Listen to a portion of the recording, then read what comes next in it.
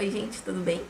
Hoje eu queria falar com vocês um pouquinho sobre a minha experiência com a licença maternidade, né? Eu estudo medicina e eu tive meu bebê em março. E aí eu vou contar como que foi essa experiência, né, que eu tive tendo um bebê e ao mesmo tempo não querendo parar a faculdade, e aí eu tirei essa licença maternidade. Então assim, quando a mulher engravida, ela tem direito a 3 meses de licença maternidade da faculdade.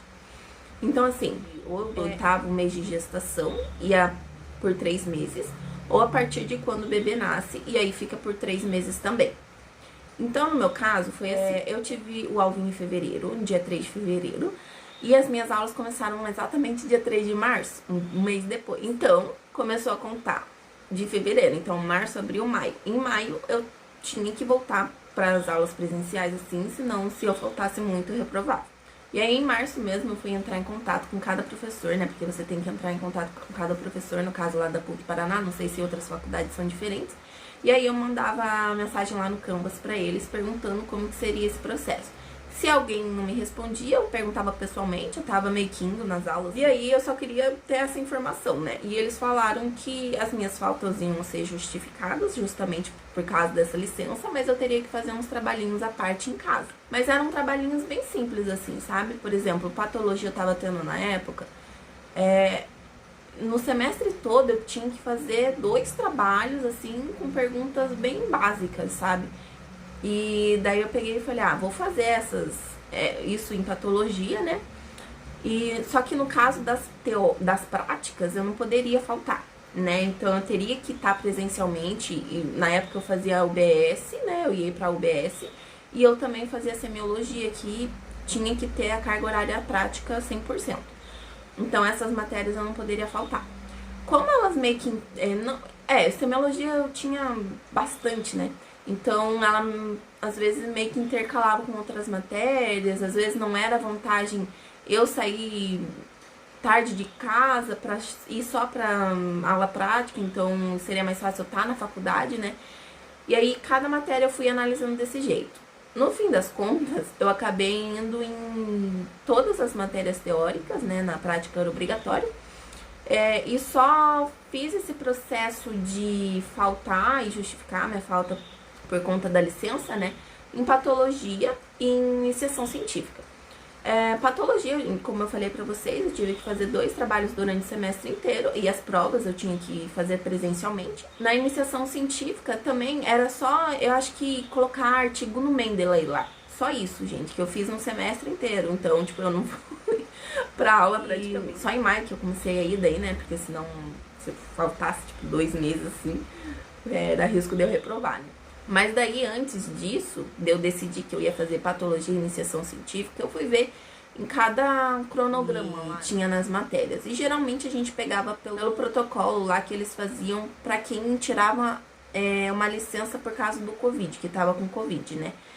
Então, geralmente os trabalhinhos eram mais simples, assim, faça um resumo de tal parte do capítulo, que era a matéria, você fazia um resuminho ali e respondia as perguntas que tivesse, se tivesse, né? E no geral, assim, eu achei as coisas que eles iam pedir pra fazer bem simples, sabe? Eu só fui mesmo por causa da logística mesmo, sabe? Às vezes não ia valer muito a pena eu sair de casa, sendo que a minha aula tinha acabado aqui, eu tinha que ir pro centro de simulação ou pra UBS, e aí não valia a pena. Eu não sei se era porque eu tava no terceiro período, né? Porque o terceiro período eles falam que era Terceirolândia, né? Que é bem de boa aquele período e tal. Então eu não sei se eu tivesse engravidado agora, no 6º período, pra ter, sei lá, no 8º e tal, se ia ser muito de boa, que nem foi, entendeu? Porque agora no 8º período, a partir do clínico, né? Os professores, eles pegam mais e tem que pegar mesmo, né? Você tá ali no período que você tem que saber as doenças, tem que entregar aquilo da melhor forma, né, pro paciente. E aí eu não sei se seria tão tranquilo assim como foi pra mim. Mas também depende, né, de cada professor. Porque na época, eu vi uns vídeos de uma menina e ela falou que foi um terror, assim, a licença maternidade dela. Ela fazia direito, se eu não me engano, eu não lembro o nome dela.